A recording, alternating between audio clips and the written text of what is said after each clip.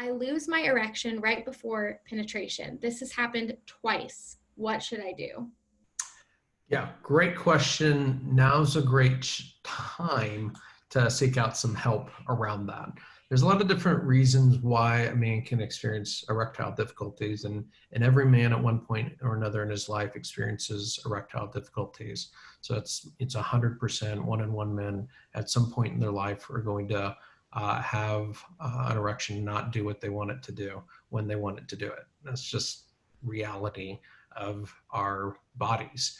But the event of it happening can really freak a man out, right? It's like, what is going on here? Why are things not working the way they're supposed to work? And it can freak a spouse out, right? Sometimes wives are like, what does that mean? Is it something wrong with me? Am I not attractive anymore? Am I not desirable anymore? Am I not, if I don't, do I not do it for him? Or is there someone else? Or gosh, all sorts of insecurities and fears that can get stirred up for both a man and his wife in that situation. And there's this ironic reality that anxiety contributes to erectile difficulties. And so the more you're freaked out about the occurrence, the more likely it is to happen again. In fact, there's this spiral that can take place where a man has a difficulty achieving or maintaining an erection, and he gets freaked out by it, and he has what we call anticipatory anxiety. That is, the next time he's going to be intimate with a spouse, he's anticipating what if it happens again, and he's afraid that it's going to happen again. And that fear and that anxiety and the chemicals that go along with that in the body actually inhibit the ability to achieve and maintain an erection. And so it does happen again. And then his fear is even greater. Oh my gosh, what's happening? And then the more that repeats, the more intense the fear and anticipatory anxiety is. And it can cause a man to become completely impotent, where he's not able to achieve or maintain an erection at all. And all driven by that anxiety and fear response. Yeah, that link is crazy. The link between anxiety and that kind of struggle. Totally. Yeah, absolutely. Gals experience something similar sometimes in a condition called vaginismus, where the pelvic floor muscles can tense up in a way that can make intercourse painful to connect. And then there's this fear that it's going to be painful, which creates more anxiety and bodily tension, which then causes it to be painful again or more painful, and can create this downward spiral where they can have so much tension in the pelvic floor that intercourse isn't even possible anymore. And so anxiety is really not the body's sexual friend.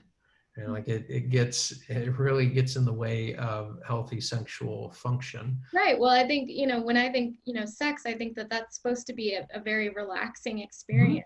I mean, I think that we've taled about the different hormones that are a part of that, and all of that. I think that anxiety kind of goes directly against, the emotions and feelings that, sex is supposed to bring out in you.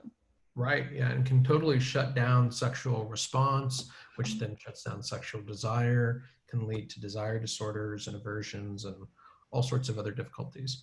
And so I so appreciate that, this has happened twice, and this guy's got the courage to be able to go, hey, what's happening here? What do I do about this? So now's the right time to nip it in the bud, kind of figure out what's going on. Erectile difficulties are very treatable. And so there's different avenues for treatment depending on what's going on in the situation. Sometimes there's a medical condition. Sometimes there's some kind of contradictions of medications maybe that are taking. Sometimes it's it changes in the body with aging. Sometimes it's a relational component that's coming. Sometimes there can be an alcohol kind of induced sort of occurrence that then becomes psychological when there's an initial difficulty. Lots of different things that can lead into it. There's a great guide, a great book that you can pick up from Amazon. It's called Coping with Erectile Dysfunction. That's written by sex therapists, and it talks through the common things that can get in the way. Definitely worth spending $15 to pick up and find which category you fall into as to what's causing it for you, and be able to find your way back to normal, healthy functioning. And if you have difficulty with that, just get in with a sex therapist. We'll know the questions to ask, and be able to lay out a course of treatment that will address that and enable you to get back to enjoying that connection with your spouse without, all sorts of relational trauma and anxiety and fear and stress that otherwise can ensue. Yeah, yeah. You mentioned when we were talking about how women can experience something similar, you mentioned vaginismus, and we Mhm. actually got a question around that. Oh, And I love it. I really do. Like, I love this guy's question, and love us being able to talk about it, because as you can imagine, the longer these things go on, the harder they get to treat. Right? The longer they go on, the more damage that is done in the relationship. So one of the things I love about the live show and being able to talk about these things here is to get this information out to folks that maybe are in the very early stages of experiencing this, so that it can be addressed while it's still really easy to address, relatively speaking, as opposed to not knowing where to turn, not knowing what's going on, and having it get worse and worse and worse and worse until it's really in a dire place, and then connecting with help, which takes longer, costs more, is more painful, more lost time. Just sooner we can work through these things, the better.